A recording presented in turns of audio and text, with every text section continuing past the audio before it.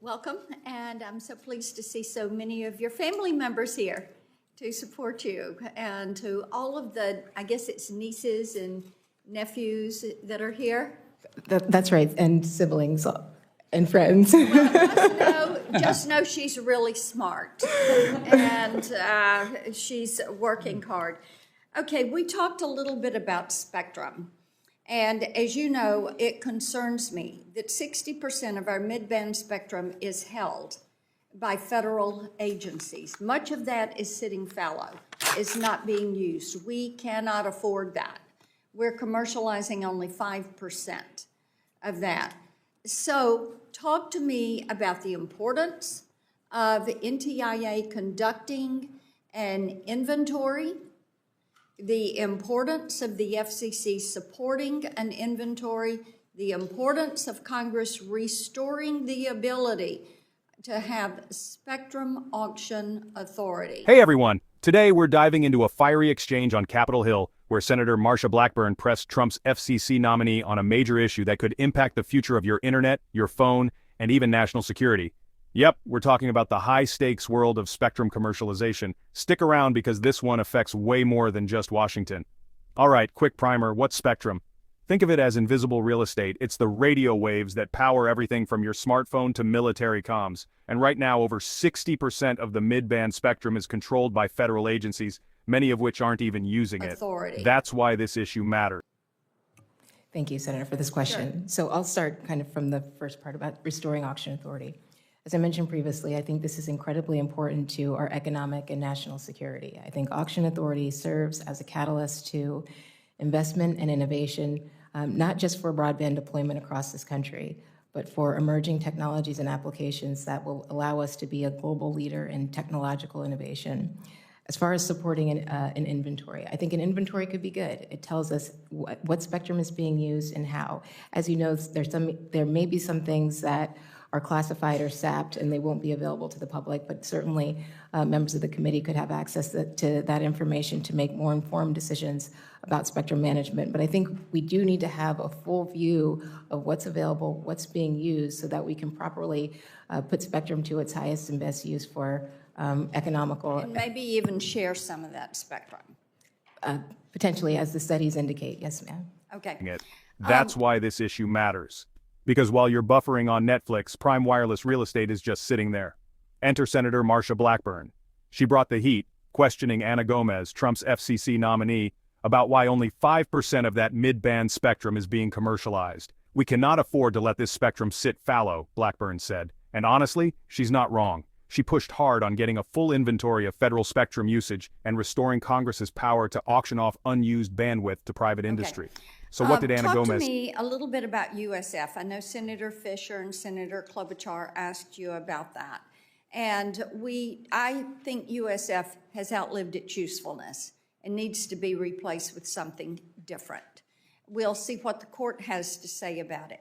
So articulate reforms if they say you can keep USF, and replacement if they say you cannot. Sure, Senator, I appreciate this question. So universal service is the cornerstone of the FCC's mission. It's a part of the Communications Act to advance and preserve universal service generally as a concept. I just want to know reforms. Yeah. Yes, Senator. So there could be distribution reforms or contribution reforms, depending on what the facts tell us. I think there's an opportunity to have performance metrics for each of the programs to understand what the efficacy is of each of those programs in addressing the needs. There could be better oversight over eligibility requirements. There could also be better oversight over participating providers' compliance with those programs to ensure that those dollars are being targeted to those who need them. Excellent. Thank you so much. Thank you, Mr. Chairman. I'm going to send you one question on payola. Yes, ma'am. Because that is so important to our artists there in Tennessee, and to each of you, all the children. So what did Ana Gomez say? She agreed for the most part.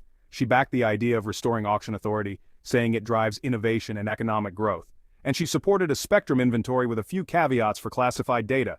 She also suggested that some of that unused spectrum could be shared or reallocated. Big news for 5G and future tech. This isn't just Washington drama. Spectrum affects the speed of your internet, the rollout of 5G, rural broadband, and even national defense.